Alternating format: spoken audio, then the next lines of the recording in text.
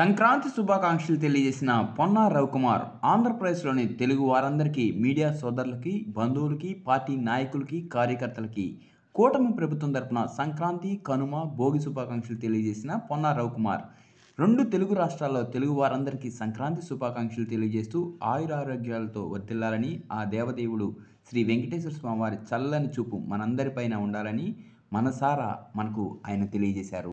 అందరికీ నమస్కారం. నేను మీ పొన్నా రవికుమార్.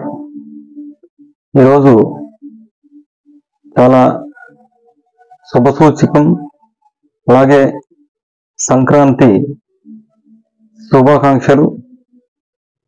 ప్రజలందరూ ఆయురారోగ్యాలతో వర్ధిల్లాలని, నిండు నూరేళ్లు సంతోషంగా ఉండాలని ఆ దేవదేవుడు శ్రీ వెంకటేశ్వర స్వామి వారిని మరీ కోరుకుంటున్నా. అలాగే అటు పార్టీలోను, ఇటు నా వృత్తిపరంగాను నేను చేసేటువంటి కార్యక్రమాల్లో నాకు వెన్నంటే ఉండి అన్నదండలు అందిస్తున్న నా సోదరులు, సాటి రిపోర్టర్లకి, అలాగే అన్ని మీడియా రిపోర్టర్లకి నా అభినందనలు.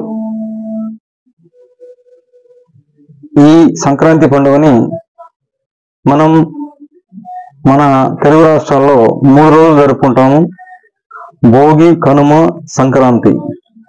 ఈ 3 రోజులు చాలా అత్యంత వైభవంగా మనం చేసే కార్యక్రమాలు కానీ అన్నీ కూడా సాంప్రదాయాలకి అనుకూలంగా ఉండేటువంటి కార్యక్రమాలు చేస్తున్నాము.